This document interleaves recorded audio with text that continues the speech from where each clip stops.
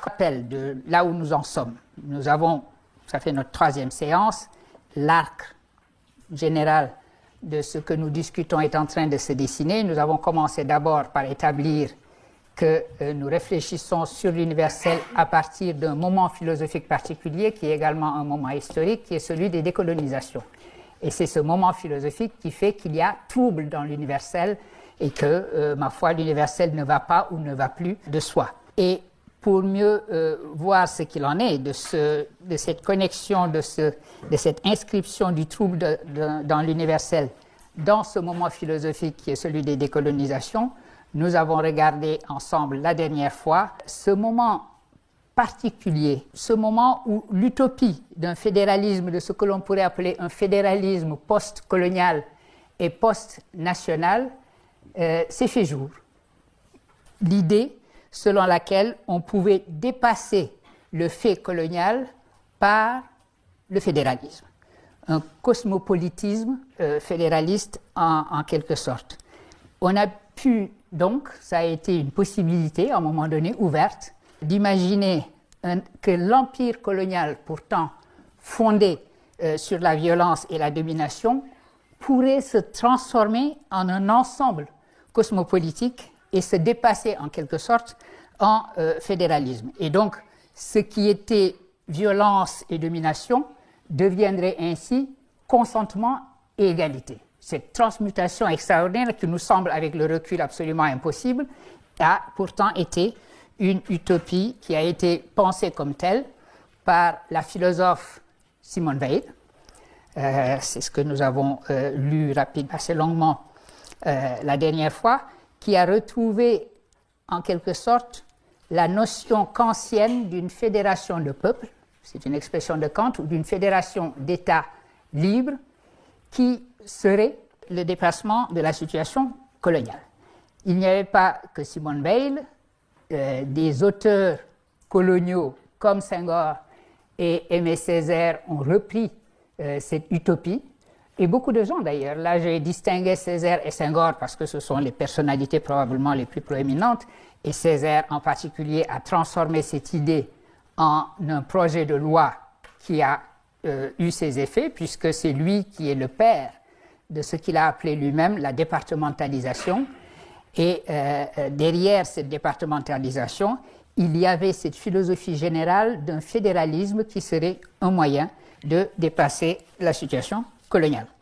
C'est dans un cadre comme celui-ci, dans l'atmosphère de cette utopie, que quelqu'un comme Léopold Sédar Senghor également a invité à repenser le fait colonial et à le situer exactement, je le cite, dans le processus historique d'unification du monde et de l'Afrique. Voilà ce que nous avions discuté. Alors, cette utopie cosmopolitique reposait, comme son nom l'indique, citoyen du monde, cosmopolites, reposait sur ce qui serait la force décolonisatrice de la citoyenneté. Donc, cette utopie, ce n'était pas simplement un rêve, c'était également une invitation à une réalisation concrète, une invitation à un combat qui serait un combat pour la citoyenneté. C'est ce qu'il s'agissait de mettre en place. L'idée était que la citoyenneté par elle-même était une force universalisante et une force décolonisatrice. Donc, cette bataille pour la citoyenneté, c'est ce qu'a indiqué déjà Simone Weil. Nous avons lu ensemble ce passage où elle dit qu'il s'agissait maintenant de passer des sujets coloniaux à des citoyens coloniaux. C'était le moyen de dépasser la situation coloniale et le colonialisme. C'était également la bataille qui a été menée de manière très concrète au Parlement français, pour prendre l'exemple simplement de la France ici, lorsque aussi bien Senghor que Césaire se sont retrouvés députés au Parlement français, et en particulier la première constituante, une constituante qui est née dans une atmosphère d'illusion lyrique où tout semblait possible, puisque c'était la constituante de l'immédiate après-guerre, où les communistes étaient majoritaires, les socialistes venaient après. Bref, c'était un cadre qui pouvait permettre de nourrir une utopie comme celle d'un fédéralisme post-colonial et post-national. Mais même avant cela, même avant 1945, déjà en 1916, le député que le Sénégal, que le territoire colonial du Sénégal avait envoyé au Parlement français, qui était Blaise Diagne, eh bien, Blaise Diagne s'était déjà battu pour la citoyenneté. Pour que la citoyenneté des 4 communes de plein exercice dont nous avions parlé, Saint-Louis, Dakar, Rufisque, Calais, pour que ces 4 communes, que leur citoyenneté soit une citoyenneté pleine et entière. Et il l'avait obtenu. C'était la négociation permanente, cette bataille de la citoyenneté. Par exemple, Blaise Diagne avait été celui qui avait enrôlé un maximum de troupes coloniales pour faire la guerre en échange de citoyenneté pleine et entière. Donc, Deuxième Guerre mondiale rebolote, on remet ça pour le combat pour la citoyenneté, mais dans un cadre qui est complètement nouveau, où la citoyenneté apparaît précisément comme l'arme qui va permettre de dissoudre, en quelque sorte, la colonisation. Loi Lamine-Gueye, nous en avons parlé en 1946, les sujets deviennent des citoyens. En principe, ainsi que l'avait voulu Simone Veil. Mais, cette citoyenneté va être limitée au monde colonial précisément, parce qu'il s'agit toujours pour la métropole de contenir la force décolonisatrice précisément de la citoyenneté, de faire en sorte que cette citoyenneté ne soit pas une citoyenneté pleine et entière, où il y aurait une égalité totale entre les citoyens des territoires colonisés et les citoyens de la métropole. En revanche, l'idée qu'il y a une citoyenneté française accordée à tous les peuples colonisés va permettre aux syndicats, cette fois-ci, de prendre le relais et de mener la bataille pour l'égalité. Ce sont les armes de la citoyenneté que le combat syndical va mener à ce moment-là. Nous l'avons vu d'ailleurs dans le texte de Césaire. Quand Césaire se bat pour la départementalisation, il considère que l'accès à la citoyenneté doit signifier aussi ipso facto l'accès à l'égalité. Et donc, cette égalité va être mesurable en termes concrets, en termes de salaire, d'allocation familiale et tous les droits sociaux qui s'attachent à la citoyenneté. Pourquoi est-ce que c'est important? Parce que l'universalisme se trouve ici confronté à sa propre contradiction. Soit l'idée de cette grande France que la France avait exposée pour sa propre population en 1931 à l'exposition universelle est poursuivie, et à ce moment-là, avec la citoyenneté et la force décolonisatrice et universalisante que cette citoyenneté porte, vous allez avoir une France qui, à ce moment-là, va se retrouver en conflit avec les citoyens de la métropole, qui vont se rendre compte qu'il va falloir payer des salaires égaux à tous ces citoyens des terres colonisées, et ce n'est pas sûr que cela puisse avoir lieu. Ou alors, vous renoncez à cette grande France, et du coup, vous allez décoloniser. Ça veut dire que cette grande contradiction dont nous avions parlé, le fait que dès le départ, l'universalisme européen signifiait la projection de l'Europe hors de soi pour une européanisation du monde, cette universalisation, et en même temps, on voulait garder une démarcation radicale, ce que j'ai appelé le grand partage, entre un monde de la sujétion et un monde de la civilité, un monde des colonisateurs, du colonisateur et un monde du colonisé, un monde du civilisé et un monde du primitif, etc. Garder à la fois le grand partage et vouloir l'universalisation de soi, c'était la grande contradiction face à laquelle l'accession à la citoyenneté allait mettre le monde colonial. Voilà ce que nous avions réfléchi ensemble dans le cadre de ce moment particulier qui est ce moment de l'utopie cosmopolitique dans l'immédiate après-guerre. Alors, si vous voulez lire davantage de choses dans ce cadre-là, l'historien Frédéric Cooper est celui qui a probablement le mieux étudié cette utopie sur le plan historique, et Je vous signale, tous ces ouvrages, au fond, portent autour de cela, mais mettons celui qui a été traduit en français, L'Afrique dans le monde, Capitalisme, Empire, État-nation. Et pour ceux d'entre vous qui lisez l'anglais, et vous aurez raison, Gary Wilder, Gary a écrit Freedom Time, Négritude, Decolonization and the Future of the World. Et plus récemment, Concrete Utopianism, The Politics of Temporality and Solidarity. Celui-ci a été publié en 2022. Voilà, pour ceux d'entre vous que cette période particulière intéressante de l'utopie cosmopolitique comme moyen de dépasser le colonialisme par sa dissolution en quelque sorte, voilà des textes que vous pourriez consulter utilement. Voilà.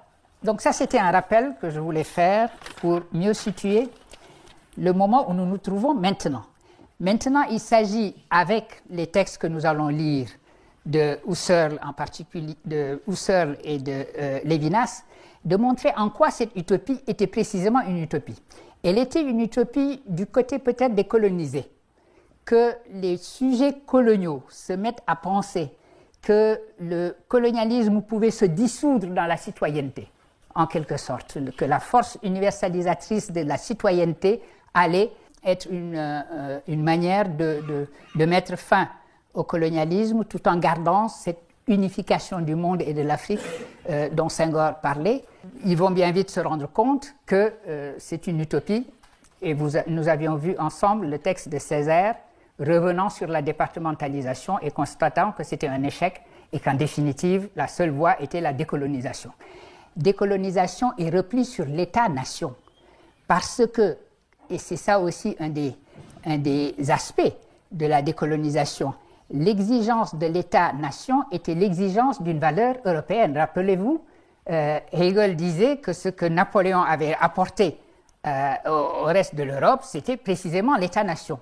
Et l'État-nation allait être une sorte de territorialisation de l'exigence de décoloniser, qui était exigence à laquelle les peuples colonisés allaient se résoudre, les intellectuels des peuples colonisés allaient se résoudre, et donc hériter des États-nations dont ils ne voulaient pas. Senghor n'a jamais voulu de l'État-nation qui s'appelait le Sénégal aujourd'hui. Le Sénégal, il s'est toujours battu contre ce qu'il a appelé la balkanisation, mais au bout du compte, il s'est retrouvé en définitive avec la victoire finale de l'État-nation et de ce qu'il a appelé le territorialisme.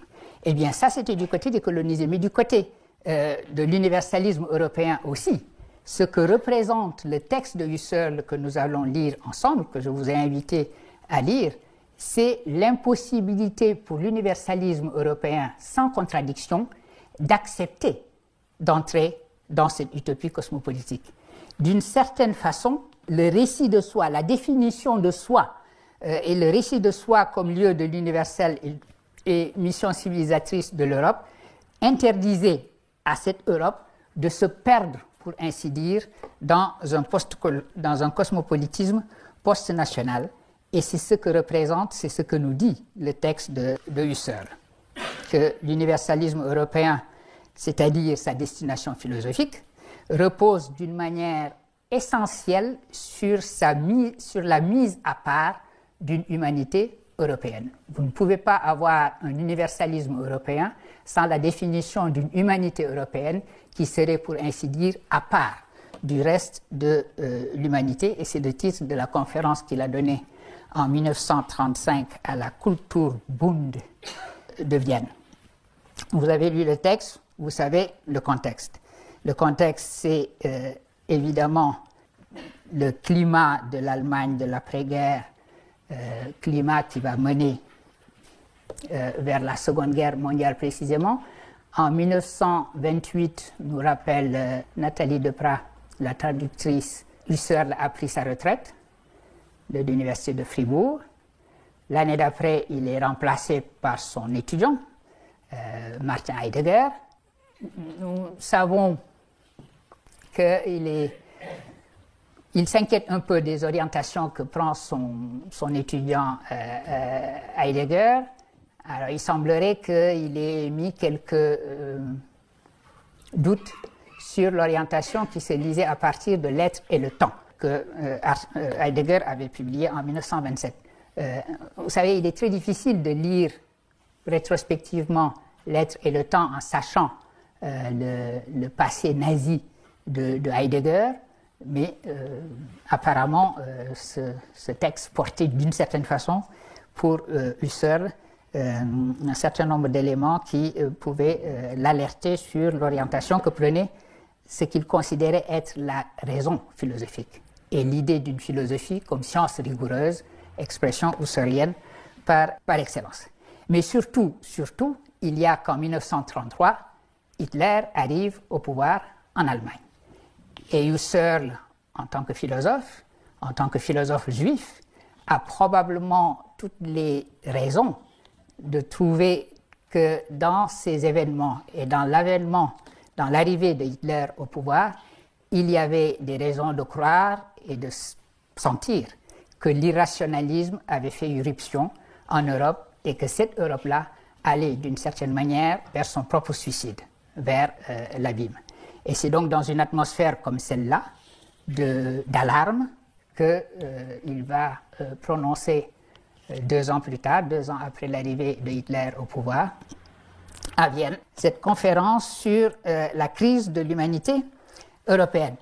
C'est donc, étant donné l'atmosphère, étant donné le titre qu'il a choisi, c'est donc une sorte d'appel, une sorte de manifeste où Husserl est en train de demander à l'Europe de se ressaisir, au sens physique presque du terme, de sortir de cet état de lassitude. C'est un mot qu'il emploie dans le texte. Il dit que la grande menace de l'Europe, c'est que l'Europe sombre dans la lassitude, perde en quelque sorte l'élan vital, pour parler le langage de Bergson, l'élan vital qui doit être le sien.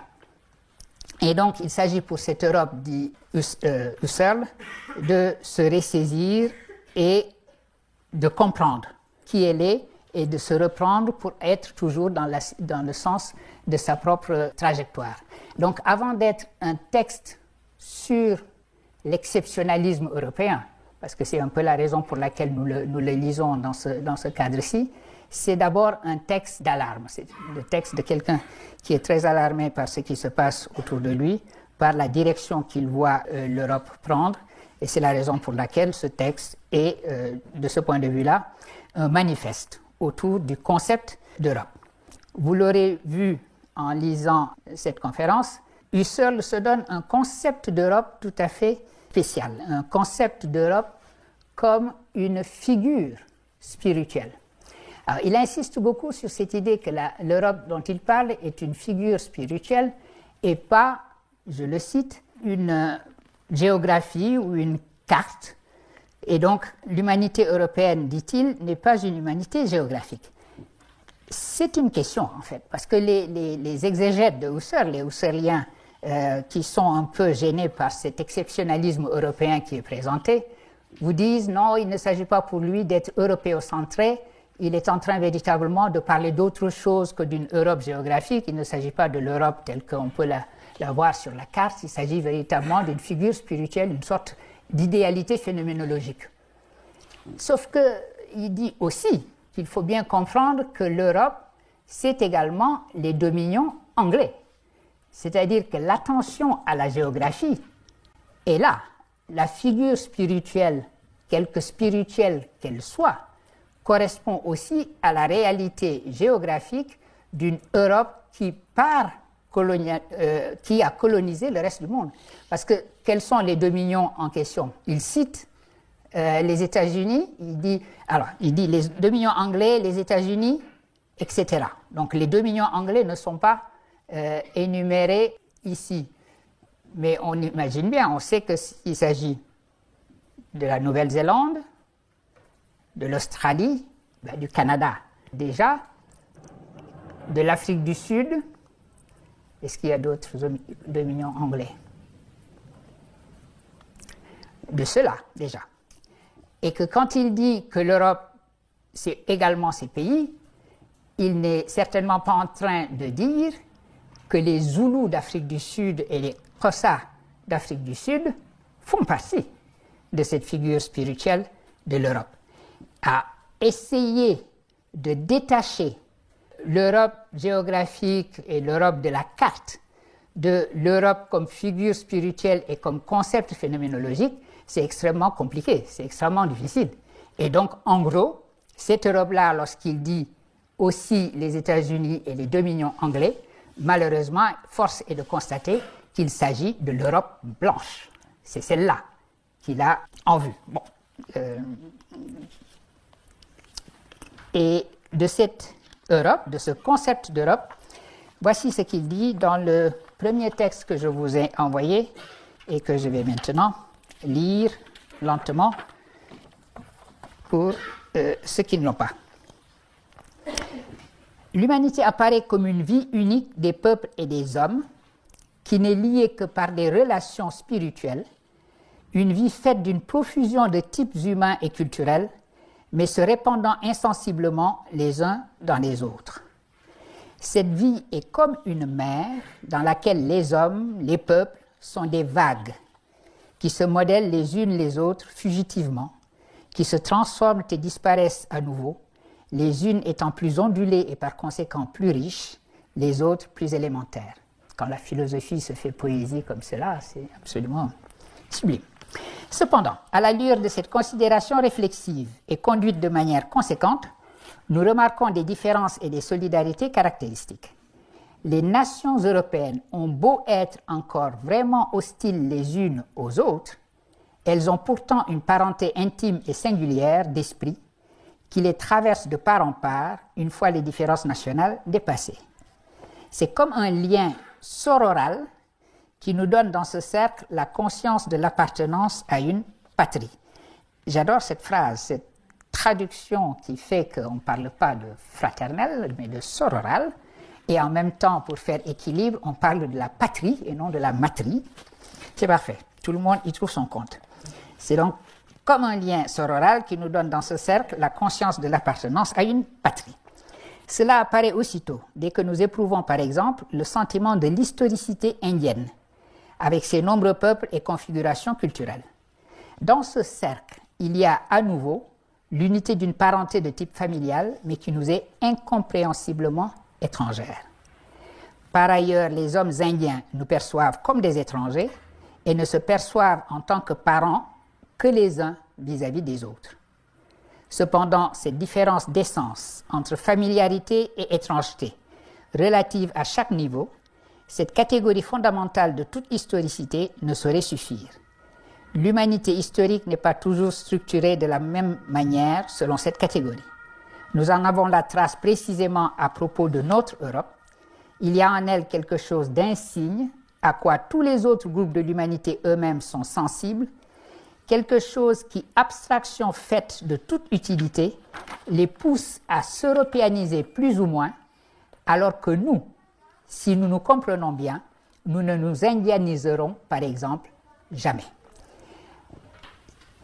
C'est véritablement, ce passage me semble être le cœur de ce propos, où, rappelant la signification de l'Europe comme concept, comme figure spirituelle, nous le voyons ici, Husserl indique que si l'humanité peut être comparée à une mer, ce passage tout à fait philosophique, une mer où les cultures sont comme des vagues qui peuvent s'interpénétrer, etc., etc., il y a une distinction à faire à l'intérieur de cette mer, une configuration, une sorte de solidification autour de quelque chose qui apparaît à un moment donné de l'histoire, et nous verrons quel moment de l'histoire, en fait c'est le 7e siècle en Grèce, qui va s'appeler Europe. Et figure spirituelle qui est telle que le reste du monde doit se régler sur elle. C'est probablement, ce texte de la conférence de Husserl est probablement une des meilleures illustrations de la notion d'universalisme européen. L'idée que cette configuration spirituelle, dans son caractère unique, doit être l'orientation, doit donner son orientation au reste du monde. L'idée donc que si les peuples qui voient l'Europe et qui perçoivent ce qu'il peut y avoir en Europe d'absolument insigne, sentent le besoin de s'européaniser plus ou moins, autant qu'ils le peuvent, parce qu'après tout, est-ce qu'ils le peuvent véritablement, alors que, dit-il, si nous nous comprenons bien, nous autres Européens, nous n'avons aucun motif de nous indianiser. Avis à ceux qui seraient tentés de partir sur les chemins de Katmandou à chercher des gourous là-bas ou des choses à fumer. Eh bien, ou alors, avis à ceux qui, comme Schopenhauer, importeraient en philosophie la philosophie indienne. Donc là aussi, on peut imaginer qu'il y a cette idée là derrière. Donc cette humanité incomparable qui est ainsi posée, cette Europe qui sort en quelque sorte de la mer innombrable des cultures et des langues humaines pour se dresser dans une forme de verticalité et donner au reste du monde une orientation depuis cette verticalité. Et qu'est-ce qui fait cette configuration particulière de l'Europe? La philosophie. Et c'est là ce qui aussi nous intéresse et fait le cœur de cette conférence de Husserl, la destination de l'Europe, ce qui lui donne cette configuration particulière, ce qui fait de l'Europe une configuration spirituelle, une figure spirituelle particulière, c'est le fait que c'est le continent de la philosophie. La philosophie a élu domicile là. Nous avions parlé très rapidement, pas la séance dernière, mais la séance d'avant, de la signification de la philosophie dans la question de l'universel de manière générale et dans l'universalisme. C'est aussi ici, après Hegel, la figure particulière de l'universalisme, l'illustration de l'universalisme par le fait que l'Europe, à un moment donné, a été le continent construit comme le lieu propre de la philosophie. Autour du XIXe siècle, début du XIXe siècle, et dans cette constitution de la philosophie comme télos propre, comme destination propre de l'Europe, Hegel a joué un rôle important. Je vous rappelais d'ailleurs les livres de Roger Paul Droual sur le voyage en philosophie, où il dit que les responsables de l'idée que la philosophie ne peut être que grecque et ne peut être qu'européenne, les responsables sont ce qu'il appelle les 3 H. Hegel, Husserl et Heidegger. Et donc nous voyons ici le deuxième H, ce qu'il dit de cette notion de la philosophie comme étant le propre de l'Europe, la définition même de l'Europe, ce qui donne à l'Europe son concept propre. Je continue donc le texte dans ce sens-là par le texte 2. Je veux dire que nous sentons, et vu l'absence de toute idée claire, ce sentiment est bien légitime, que l'humanité européenne possède de manière innée une entéléchie qui domine de part en part la transformation de la figure européenne et lui confère le sens d'un développement en direction d'un pôle éternel. Il ne s'agit pas d'une de ces finalités organisatrices bien connues qui, dans le domaine physique, donnent leur caractère aux êtres organiques. Il ne s'agit donc pas d'une sorte de développement biologique qui, partant de la figure embryonnaire, irait par degrés jusqu'à la maturité, puis au vieillissement et à l'extinction. Par essence, il n'y a pas de zoologie des peuples. Ce sont des unités spirituelles. Ils n'ont pas, et en particulier l'Europe supranationale, une figure parvenue ni jamais susceptible de parvenir à la maturité. L'humanité psychique n'a jamais été accomplie et ne le sera jamais. Le télos spirituel de l'humanité européenne, dans lequel est inclus le télos particulier des nations particulières et des hommes isolés, se situe à l'infini. C'est une idée infinie, visée de manière obscure par tout le devenir spirituel, pour ainsi dire. Alors, à votre avis, qui est visé, à quoi pense-t-il, derrière cette idée qu'il ne faut pas penser la destination de l'Europe, le développement de l'Europe, comme quelque chose qui commencerait par un embryon, arriverait à maturité, puis vieillirait et déclinerait. Je l'entends chuchoter. Comment? Aristote. Ah. Oui, enfin, oui, le biologisme d'Aristote, ça pourrait être ça, c'est plus proche, c'est plus récent, au moment où il écrit. l'idée d'un Occident qui, tchac, et puis déclinerait.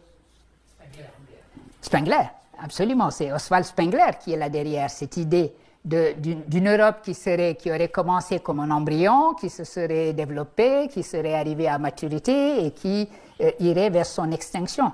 Il faut se souvenir que quand Oswald Spengler écrit cela après-guerre, je crois que le premier tome du déclin apparaît en 18, l'année de la fin de la Première Guerre mondiale, ce grand moment de pessimisme où précisément l'Europe est en crise, le même type de crise qu'évoque ici Husserl, et s'interroge sur sa disparition prochaine. L'idée qu'il y a un déclin de l'Occident qui serait presque inscrit dans le développement même de l'Occident, si ce développement est pensé en termes biologiques, depuis un embryon, évidemment, jusqu'à la maturité, la vieillesse, etc. C'est contre cela que Husserl est en train de dire qu'il n'y a pas de zoologie des peuples.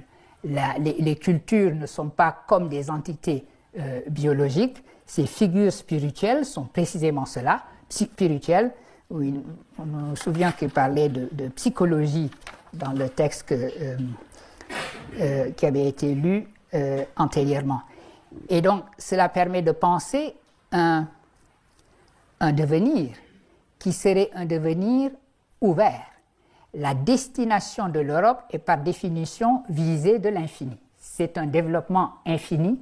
Donc l'idée que l'Europe puisse à un moment donné entrer en déclin dans cette mer que constitue l'humanité devrait être une idée impossible.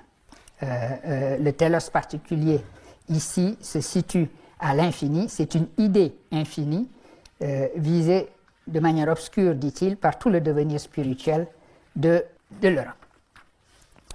Point important, cette relation que l'Europe a à la philosophie, et la philosophie, elle aussi, à l'infini. Vous la trouvez chez Hegel. Hegel aussi insiste sur le fait que, sur le plan géographique, ce qui fait le caractère exceptionnel de l'Europe, c'est que c'est un continent pénétré de partout par des eaux. Et pour Hegel, les eaux, la mer, les fleuves, sont la figure même de l'infini. On cite souvent de Hegel ses leçons sur la philosophie de l'histoire. En particulier, les Africains, les philosophes africains, citent souvent le passage où Hegel dit que l'Afrique s'est désespérée. De toute façon, l'Afrique est à jamais enveloppée dans le sombre manteau de la nuit. Là encore très poétique. Chaque fois qu'il est question de l'exceptionnalisme européen, la poésie arrive visiblement. Et il y a probablement un millier de mémoires et de thèses écrites par des Africains disant que Hegel est raciste. Techniquement, il n'est pas raciste. Il est géographiste, comme j'aime à dire. Hegel dit la chose suivante. Les eaux, les mers sont la figure de l'infini. Et quand vous regardez la carte du monde, les terres qui sont le plus baignées par l'infinité des eaux sont les terres où l'esprit s'est développé le mieux. Alors la Grèce, qui est évidemment un nombre d'îles, etc., était tout à fait désignée pour être berceau de la philosophie. Et quand il regarde la carte, il regarde l'Afrique comme ça, massive, au centre de la map monde, et il se dit, ce continent est trop massif, il est trop fermé sur lui-même, l'eau n'entre pas, par conséquent, l'infini de l'esprit n'y brille pas. Alors, il regarde, évidemment, il y a le Nil, le fameux Nil dont on dit qu'il a donné l'Égypte, puisque Nil il y a, l'Égypte pouvait être une civilisation brillante. Mais alors, à ce moment-là, il faut la détacher de l'Afrique. L'Égypte ne peut pas appartenir à l'Afrique. Il y a la mer Méditerranée. Et comme c'était la grande mer des civilisations, il y a évidemment toute l'Afrique du Nord qui est baignée par la mer Méditerranée. Donc, d'une certaine manière, l'esprit a été quand même là présent. Donc, l'Afrique du Nord a vocation à prolonger l'Europe par le sud, mais non pas à égalité, évidemment, a vocation à prolonger l'Europe par la colonisation. Et donc, quand il donne ses leçons en 1830, c'est l'année où la France conquiert Alger, et il salue cela comme, évidemment, la voie à suivre, l'avenir. Donc, et il reste pour lui ce qu'il appelle l'Afrique proprement dite. d'où l'Afrique subsaharienne, qui est à jamais plongée dans le sombre manteau de la nuit. Mais, dit-il, les Africains, une fois qu'ils sortent de ce continent, après tout, rien ne leur interdit de briller. Il suffit simplement qu'ils sortent de la géographie qui n'est pas ouverte sur l'infini pour pouvoir peut-être réussir au concours d'entrée à l'école normale supérieure, par exemple. Ou inventer un médicament contre la malaria, ça c'est l'exemple plus sérieux que Hegel lui-même donne. Donc effectivement, techniquement, ce n'est pas la race qui est déterminante pour lui, mais c'est cette configuration dans laquelle l'eau, la mer, le fleuve a une part importante. Alors je vous parle de cela rapidement pour évoquer cette relation entre la philosophie, l'esprit de la philosophie et l'esprit d'infinité représenté ici par la mer. Alors, cela nous mène au texte numéro 3, que j'ai également reproduit pour vous. L'Europe, dit Husserl, ne désigne pas une vague fugitive emportée par le courant, mais elle a une naissance qui se distingue de manière nette et un lieu de naissance, bien entendu, spirituel. Cette naissance a lieu en des personnes isolées qui sont des hommes d'une unique nation.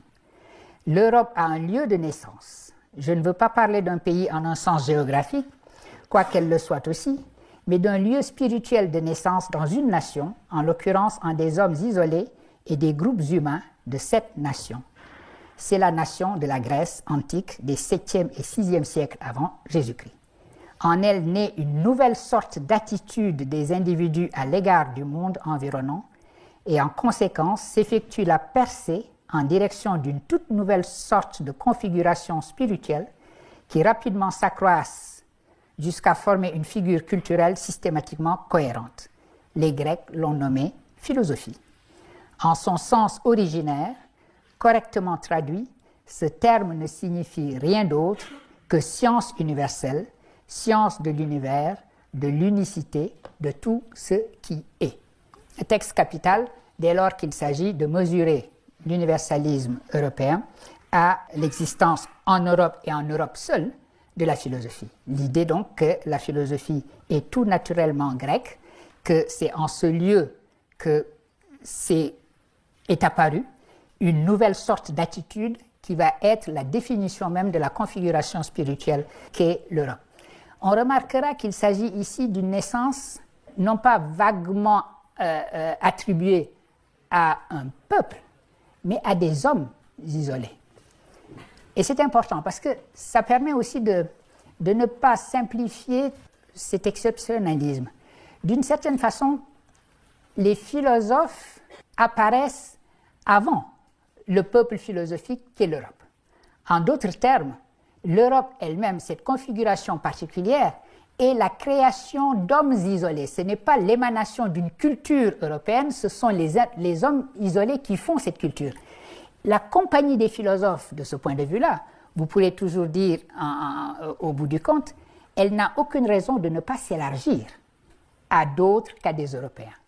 Parce que l'insistance sur le fait que la philosophie est d'abord le fait d'hommes isolés, d'hommes philosophes, et non pas l'émanation d'une culture particulière, ceci relativise d'une certaine façon ce qui vient d'être dit du caractère exceptionnel du continent Europe.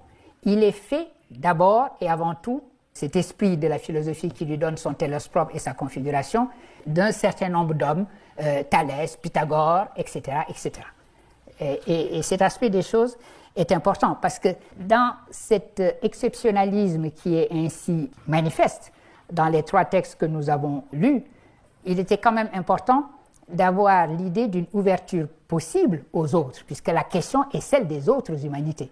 D'une certaine façon, rien n'interdit à des hommes isolés, peut-être qu'à ce moment-là, on pourra ajouter aussi des femmes, puisqu'il s'agit d'ouvrir à des hommes et des femmes isolés d'entrer dans la compagnie des philosophes.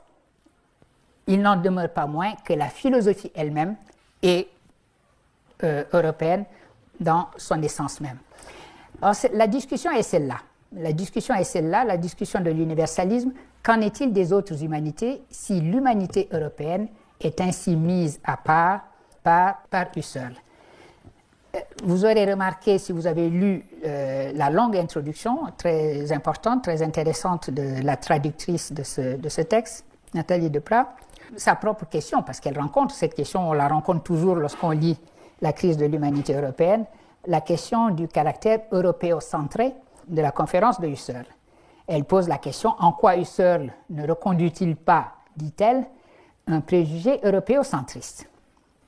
En quoi n'est-il pas une figure de l'impérialisme ou du néocolonialisme culturel? Et sa réponse, vous l'aurez vu, est la suivante. Il ne faut pas oublier, dit-elle, qu'il écrit en 1935. Alors, cette explication a deux raisons. Premièrement, s'il écrit en 1935, c'est en effet, comme je viens de le dire au début, que c'est une époque d'alarme, c'est un manifeste. Husserl se rend compte de la crise que le monde européen est en train de traverser, de l'abîme dans lequel l'Europe risque de se jeter avec l'arrivée de Hitler au pouvoir, de la montée des irrationalismes, des totalitarismes et la crise de la raison philosophique et de la raison scientifique qui est manifestée par ces différentes crises politiques et éthiques. Et donc, c'est la raison pour laquelle il se concentre sur l'Europe, sur l'humanité européenne, en lui disant « ressaisis-toi avant qu'il ne soit trop tard ». Rappelle-toi qui tu es, rappelle-toi quelle est ta destination, rappelle-toi de quel télos tu es le porteur, de quel universel tu es porteur. Bon, c'est une raison. La deuxième raison pour laquelle nous sommes invités à nous rappeler que ceci a été prononcé en 1935, c'est, dit l'introduction, que Husserl ne pouvait pas prévoir que le XXe siècle serait le siècle des décolonisations, puisque le grand ébranlement des décolonisations va arriver après la Deuxième Guerre mondiale, après 1945. Et elle ajoute très curieusement que Husserl n'aurait cependant pu qu'en être solidaire.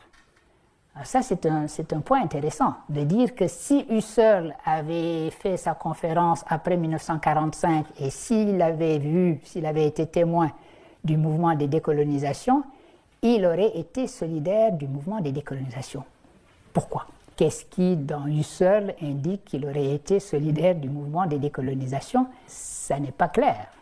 Ça n'est pas clair. C'est une affirmation qui est faite ici. Bon, on ne saura jamais. Mais à sa décharge, il ne faut pas simplement lire ce texte à charge, si vous voulez, à la décharge de Husserl et de l'exceptionnalisme, bon, il y a ce caractère ouvert de la compagnie des philosophes, de la communauté des philosophes. Donc, ce sont d'abord des individus isolés plus que des ensembles, des peuples en quelque sorte. Et deuxièmement, et dernier texte ici, il y a ce que Husserl lui-même va dire maintenant des autres humanités. Du fait qu'il y a évidemment cet exceptionnalisme européen, mais dit-il, et c'est le texte 4 que je voudrais lire maintenant, je voudrais ici prévenir l'objection évidente selon laquelle la philosophie, la science des Grecs, n'aurait pourtant rien d'absolument remarquable et ne les aurait en rien attendus pour venir au monde. Pourtant, ils parlent eux-mêmes des sages égyptiens, des Babyloniens, etc. Et en vérité, ils apprirent aussi beaucoup de ces derniers. Nous possédons aujourd'hui un flot de travaux sur les philosophies indiennes et chinoises, etc., lesquels ne sont en rien analogues à la philosophie grecque. Néanmoins, on peut ne pas vouloir effacer les différences principielles et omettre le plus essentiel. Le mode de position du but est fondamentalement différent, et par là même le sens des résultats l'est aussi de part et d'autre. Seule la philosophie grecque, selon un développement propre, conduit à la science des théories infinies, dont l'exemple et le modèle dominant depuis des millénaires, a été la géométrie grecque. Alors, ce passage est important, il faut se demander comment le comprendre. Évidemment, il y a le fait qu'en effet, si vous lisez les philosophes grecs, eux-mêmes n'arrêtent pas de citer d'autres populations, d'autres peuples. Platon, par exemple, n'arrête pas de parler de l'Égypte.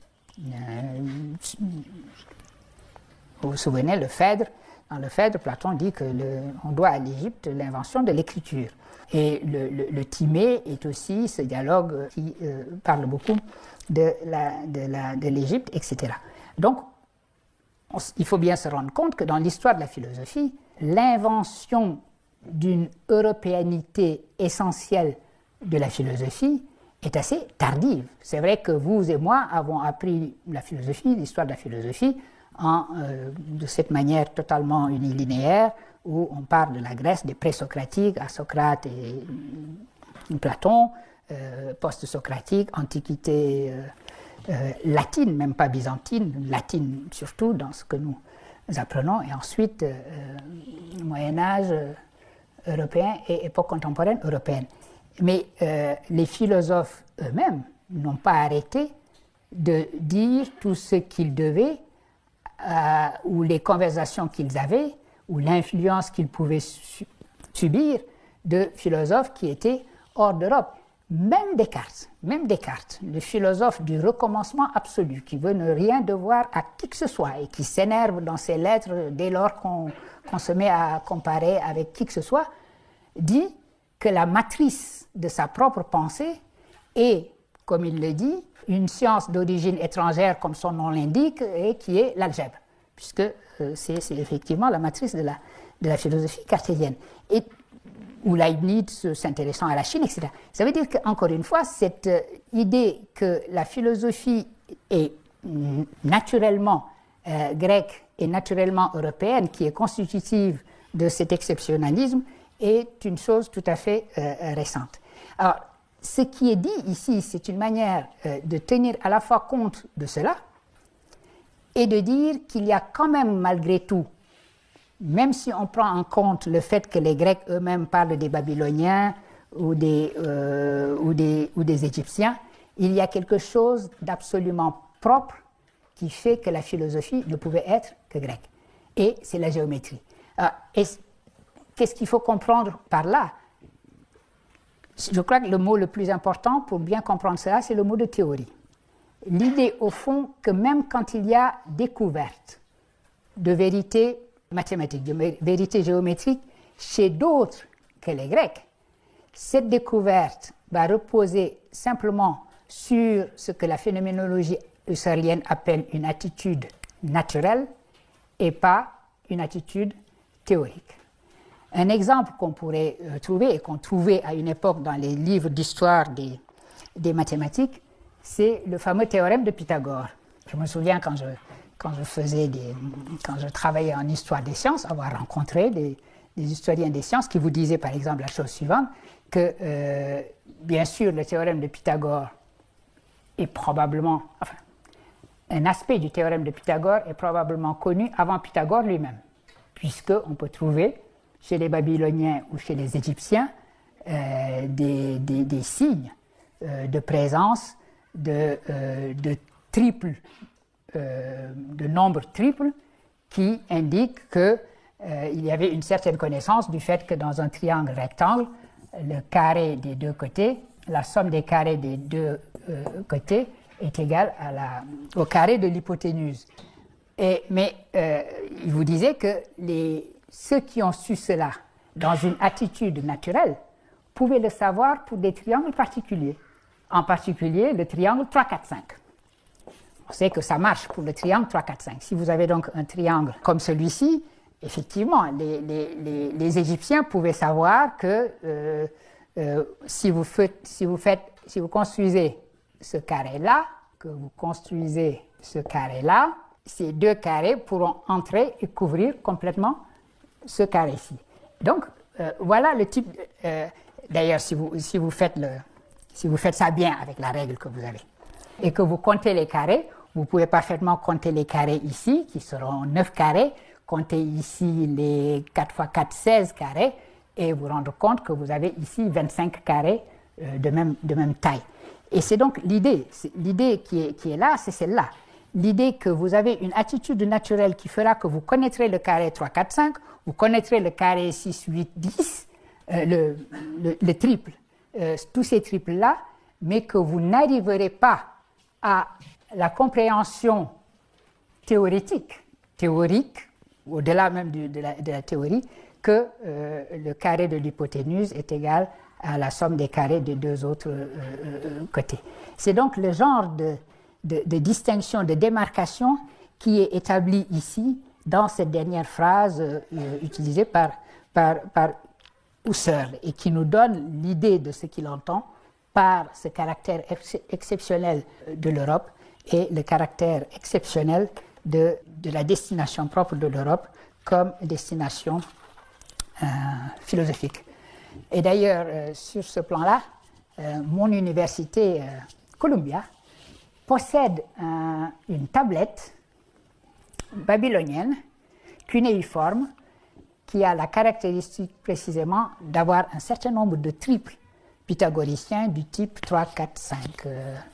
Voilà. Si vous venez un jour à New York et que vous allez à l'université de Columbia, je ne sais pas, alors c'est dans les trucs qu'on ne peut pas sortir, je ne sais pas si on peut le voir maintenant. Mais c'est intéressant de savoir qu'il y a cette tablette-là et que Columbia en est gardien. Ça s'appelle, alors du nom de celui qui a offert ça à Columbia, ça s'appelle quelque chose 322, le nom propre de celui qui l'a offert à Columbia au début du XXe siècle, avec, je ne sais pas pourquoi, le nombre 322. Voilà. L'idée de cet exceptionnalisme. Alors, je voudrais maintenant... oui. On va faire une séance questions-commentaires et je vais, pour la séance d'après, penser ensemble le texte de Lévinas, qui est une continuation de cela, parce que la continuité avec le texte de Lévinas que je vous ai donné dans l'humanisme de l'autre homme est la suivante. Nous avons ce caveat de la traductrice Nathalie Deprat qui dit oui, il faut bien s'aviser que si Husserl donne l'impression d'être européocentré, si l'universalisme européen et cette sorte repose sur la notion d'un exceptionnalisme philosophique de l'Europe, c'est parce qu'il écrit en 1935, il n'a pas encore vu tout le mouvement de la décolonisation. Il n'a pas vécu en particulier ce moment important qui a été la conférence de Bandung dont nous avions parlé à la première séance. Oui, mais Lévinas, lui, a vécu 1945, a vécu la conférence de Bandung, et pourtant, le même discours sur l'exceptionnalisme et l'universalisme européen, reposant encore une fois sur cette verticalité et cette distinction de l'humanité européenne par rapport à toutes les autres humanités, et le fondement même de son propos dans l'humanisme de l'autre homme. Quand il écrit, dans le texte que je vous ai donné, dans Avant la culture, quand Lévinas dit « Mais la sarabande des cultures innombrables et équivalentes, chacune se justifiant dans son propre contexte, crée un monde certes désoccidentalisé, mais aussi un monde désorienté. Apercevoir à la signification une situation qui précède la culture, apercevoir le langage à partir de la révélation de l'autre, qui est en même temps la naissance de la morale, dans le regard de l'homme visant un homme précisément comme homme abstrait, dégagé de toute culture, dans la nudité de son visage, c'est revenir d'une façon nouvelle au platonisme. C'est aussi permettre de juger les civilisations à partir de l'éthique. La signification, l'intelligible, consiste pour l'être à se montrer dans sa simplicité non historique, dans sa nudité absolument inqualifiable et irréductible, à exister avant l'histoire et avant la culture. Je continue sur ce texte-là. Quand Lévinas parle des cultures innombrables, la sarabande de cultures innombrables, chacune ne se justifiant que dans son contexte propre, il est probable qu'il y a chez lui une réminiscence. Il faut se rappeler que Lévinas est un husserlien, enfin il a beaucoup lu Husserl et je crois qu'il a traduit Husserl, il est un des traducteurs de Husserl également en français. Ça vous évoque évidemment cette image que nous avons trouvée chez Husserl de la mer, qui est la figuration des autres humanités, ces vagues qui s'interpénètrent, etc. et donc l'image d'une sarabande de cultures innombrables, chacune ne se justifiant que dans son contexte propre, avec l'idée que si ce pluriel-là n'est pas organisé, ce sera le chaos. Et ce pluriel-là, c'est le pluriel précisément du monde décolonisé. C'est le pluriel du monde après Bandung. Bandung, d'une certaine façon, peut être compris, la conférence de Bandung peut être comprise comme l'irruption du pluriel, précisément, sur la scène de l'histoire. Nous avons parlé déjà rapidement de cette conférence. Je reviens pour dire ce qu'était Bandung, cette réunion en 1955 en Indonésie de pays asiatiques, la plupart déjà indépendants, et de pays africains, quelques pays africains, quelques représentants aussi de mouvements de libération d'Afrique qui n'étaient pas encore indépendants à cette date-là, mais c'était une configuration qui était précisément une sorte de réponse au colonialisme, une affirmation de la présence de peuples non européens dans le monde, de peuples qui affirmaient que leur situation n'était plus celle d'être une périphérie du monde européen, mais d'affirmer leur propre existence comme présence dans un monde totalement décentré, qui n'aurait plus de centre et donc non pas de périphérie non plus. Eh bien, c'est après 1945, après 1955, l'image sur laquelle Lévinas revient ici pour dire que ce monde-là, qui est un monde désoccidentalisé, est aussi un monde désorienté.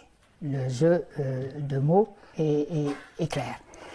Alors, comment le comprendre? Là aussi, c'est la même discussion que pour Husserl maintenant, sauf que nous n'avons plus cette idée d'une sorte d'urgence qui était celle de Husserl lorsqu'il a écrit La crise de l'humanité européenne. Il n'y a aucune urgence possible, sinon de dire qu'un monde sans la présence de l'universel européen est un monde sans orientation. Figure de l'universalisme qui est pourtant une figure post-coloniale sur ce plan-là. Et c'est donc ce que je voulais faire en rapprochant le texte de Lévinas du propos husserlien pour montrer qu'au-delà des décolonisations, du moment historique des décolonisations, l'universalisme s'ancre davantage dans un européocentrisme de la philosophie que dans les événements historiques. Et donc, c'est une réponse, me semble-t-il, à la discussion menée par Nathalie Depraz, disant que c'est simplement parce que Husserl n'avait pas connu les décolonisations qu'il pouvait penser l'universalisme européen. L'universalisme, de ce point de vue-là, existe aussi chez Lévinas.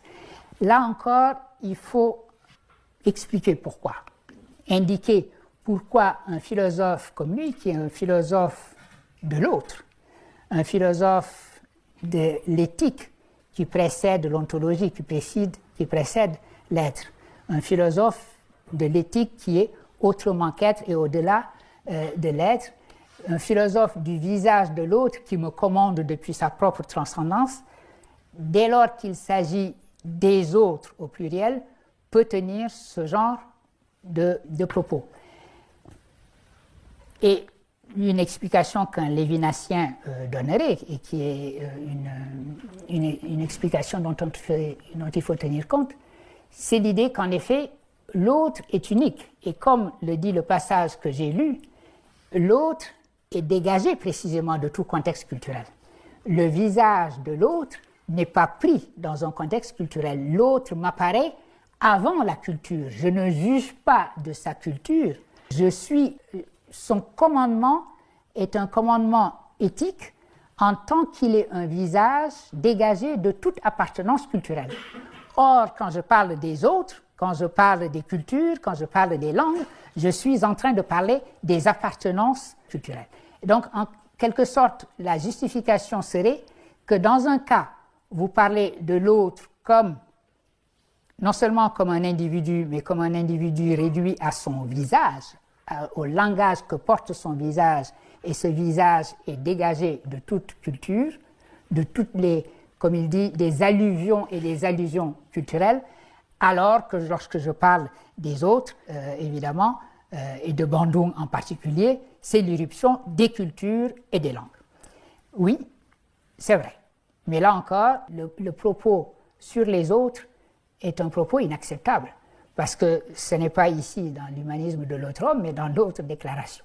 Parler des masses afro-asiatiques et dire surtout dans ce langage de l'exceptionnalisme, qu'en dehors de la Bible et des Grecs, tout le reste, c'est de la danse, ça n'est pas quelque chose qui puisse s'expliquer par le simple fait de dire que quand je parle de l'autre, je parle de l'autre dégagé de toute culture, dégagé de toute allusion ou allusion culturelle. Voilà le sens des textes de Lévinas que je vous ai également proposés. Nous y reviendrons plus longuement lorsque je contrasterai ceci avec une autre réponse à un monde décolonisé, à un monde de Bandung qui est celle du philosophe Merleau-Ponty. Eh bien, nous avons atteint le point d'irréfutabilité totale. Voilà. Merci et à bientôt.